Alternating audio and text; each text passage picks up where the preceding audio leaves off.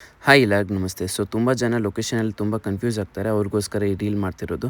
ನಮ್ಮ shop locate ಆಗೋದು Chickpet main ರೋಡಲ್ಲಿ ಬಂದರೆ ನಿಮಗೆ ಅದು ನೋಡಿ ಸುದರ್ಶನ್ ಸಿಲ್ಕ್ ಅಂತ ಇರುತ್ತೆ.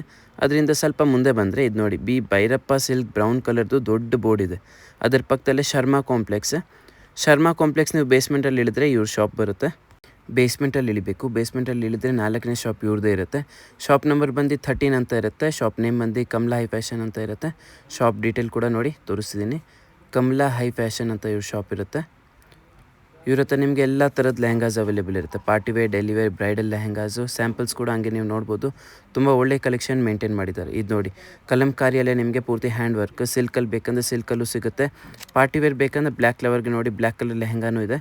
ಎಲ್ಲ ಥರದ ಲೆಹಂಗಾಸ್ ಇವ್ರ ಹತ್ರ ಸಿಗುತ್ತೆ. ನೋಡಿ ಕಲಂಕಾರಿಯಲ್ಲೂ ಇವ್ರ ಹತ್ರ ಒಳ್ಳೊಳ್ಳೆ ಡಿಸೈನ್ಸ್ ಕೂಡ ಸಿಗುತ್ತೆ. ಜಾರ್ಜೆಟಲ್ಲಿ ಎಲ್ಲ ಥರದ ಫ್ಯಾಬ್ರಿಕ್ ಇವ್ರ ಹತ್ರ ಅವೈಲೇಬಲ್ ಇರುತ್ತೆ. ನಿಮಗೆ ಲೆಹಂಗಾ ಏನಾದರೂ ಬೇಕಂದರೆ ಇವ್ರು ನಿಮಗೆ ಹೋಮ್ ಡೆಲಿವರಿ ಕೂಡ ಕೊಡ್ತಾರೆ. ಆನ್ಲೈನ್ ಪೇಮೆಂಟ್ ಇರುತ್ತೆ.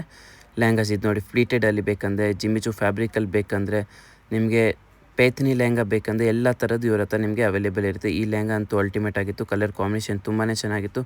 ಜಾರ್ಜೆಟಲ್ಲಿ ನೋಡ್ಬೋದು cream with pink colour combination ತುಂಬ ಅಲ್ಟಿಮೇಟ್ ಲುಕ್ ಇದೆ.